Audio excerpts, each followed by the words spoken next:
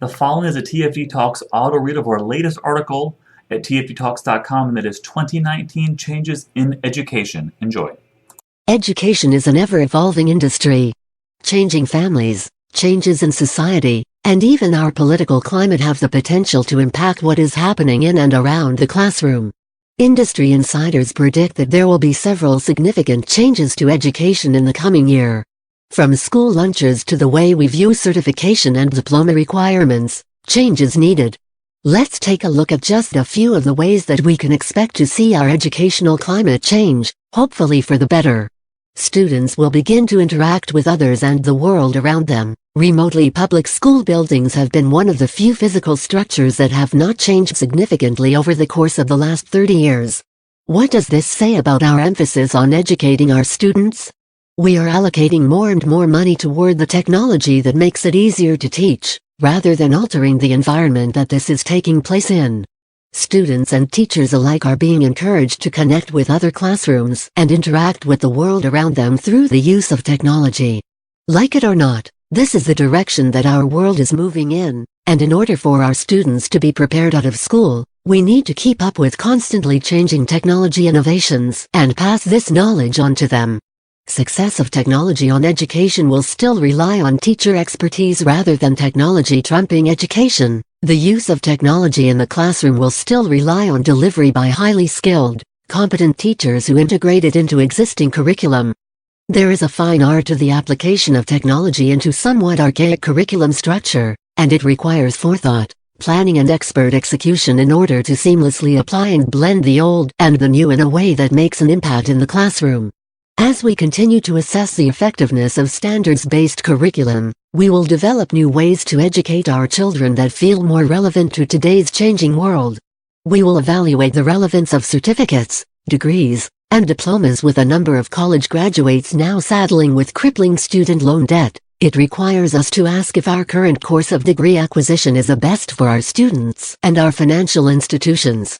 Now more than ever, companies and places of business are offering apprenticeship and internship programs to high school graduates who wish to enter their companies. This eases financial stress and strain on young people who might have otherwise spent hundreds of thousands of dollars on college education, having taken many classes that are not pertinent to their degree of choice. Higher education institutions will be forced to look into the validity of their degree and course offerings, and make changes in order to remain a viable option for students. Students will continue to be given a voice, from playground options to course offerings to what we are offering our students in the lunchroom. We are seeing a movement where we encourage students to stand up and speak out for the injustices that they see in their school environment. School lunch has always been a topic of hot conversation, and with recent government directives that changes be made in school lunch offerings, preparation, and delivery, schools are feeling an increasing need to get family and student feedback on these offerings. Knowledge is power. Educating students and families on healthier options and making healthier choices gives them the opportunity to voice concerns and be advocates for good nutrition. Students with dietary or religious restrictions are also given consideration as schools continue to ask what offerings are acceptable and appropriate for their individual needs. Standardized testing will be evaluated for relevance, with many educators grumbling about having to teach to the test, and school administrators feeling pressure to raise student achievement scores. It forces everyone involved to look at quarterly progress versus daily progress seen in the classroom. Too many variables exist in a testing environment to make these tests a completely reliable and accurate assessment of student knowledge and competency, and with these revelations still fresh in our minds, we are continuing to look at whether this is still best practice in assessing our students. Budget priorities change. Technology innovations dictate what operating budgets are spent on these days. We are turning away from texts and investing dollars into educational applications and technology programs that can deliver promised results. While there is still no substitute for the value of a good text in student hands, we are realizing that there is validity in technological investments, provided that intended results are measurable and quantitative. Institutions and educators continue to adapt more than ever. Educators find themselves with incredible opportunities to expand their own skill sets while making a significant impact in the classroom. The wider global reach of education and an increase in the demand for technically skilled scholars makes it necessary for both educators and institutions alike to adapt to changing educational needs. Changing demographics and population information will also drive changes in education. By the year 2100, it is projected that over half the world's population will reside in India, China, and Africa.